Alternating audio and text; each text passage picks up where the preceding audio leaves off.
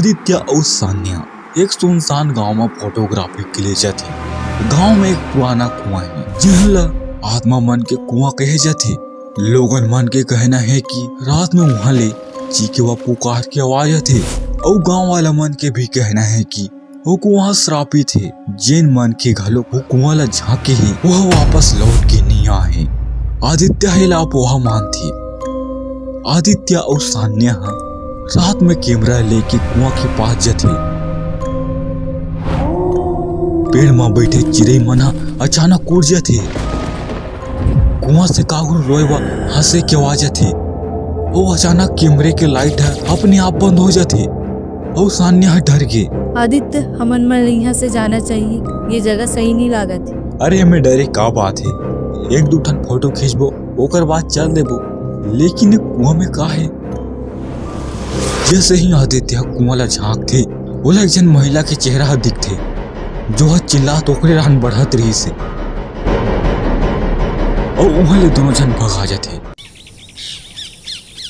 और गांव के दादी उमने बताती एक वहाँ पहले राजा के रही से जेमा रागनी नाव की लड़की ला जिंदा फेंक दी रही से। अब ओकर आत्मा बदला लेना चाहती।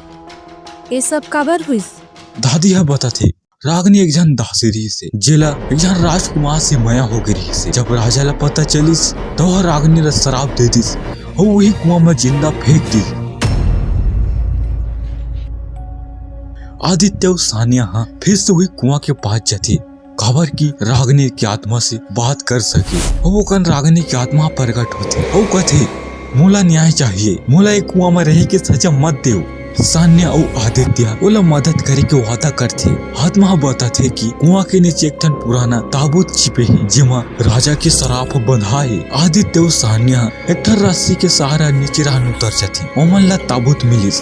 आदित्य ताबूत ला तोड़ दिस और ताबूत टूट गए और विलोन हो गए। और ओकर साथ में कुआं की जमीन घरों कांपने लग गई और कुआं घरों बंद होने लग गए और दोनों जन जल्दी बाहर निकल गए। लेकिन दोनों जन गांव लौट जाती। ओकर कैमरा में एक ठन तस्वीर दिखती। रागनी की आत्मा बड़ा मुस्कुरात देखत रही से। सान्या ले बार बार रागनी की आत्मा दिखती। आदित्य और सान्या गांव के एक रहस्यमय पुजारी ला मिलती। पुजारी का कथे तुम्हार मन तो ताबूत ला तोड़ दे हो, लेकिन वो राजा के श्राप अभी घलो को कुआं में जिंदा है। राजा श्राप दे के वही कुआं में अपन आत्मा ला बांध दे है। सान्या कथे ता अब का करबो ओकर श्राप रा खत्म करी बर ता खाना में राजा के प्राचीन शस्त्र है और नष्ट करना होही। और लेकिन वहाँ जाना आसान नहीं है। आदित्य और सान्या पुजारी के बताए अनुसार कुआं के नीचे उतर जाती। कुआं के माहौल बहुत डरावना रहते। दोनों झल्ला अजीब से परछाई दिखते।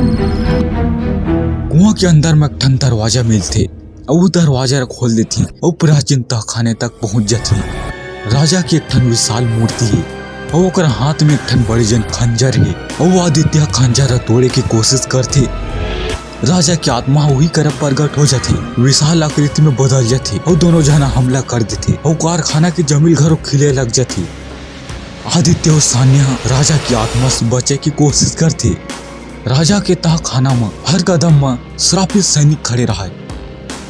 रागिनी की आत्मा अचानक प्रकट होती और दोनों जन की मदद करते। आदित्य खंजर तक पहुंच जाते, लेकिन राजा की आत्मा बोला रोके की कोशिश करती। सान्या अपन बहादुरी से बोला भटका की कोशिश करती। आखिरी में आदित्य खंजर तोड़ ही देते और खंजर तोड़ जाते। राजा की आत्मा चिल्लात विलोन हो जाती। तहखाने के अंधकार गायब हो जाते। रागिनी की आत्मा शांत होकर मुस्कुराते। आदित्य और सान्या दोनों तहखाने से बाहर निकल जाते। अब गांव में कोई भी डरावनी घटना नहीं हुई। अब गांव वाला मन पहली बार राहत महसूस करती। और ये कहानी आप मन ला पसंद आई सोई तो चैनल ला सब्सक्राइब कर दो और अपन भाई बहनी दोस्त मन कन घरों भेज दो।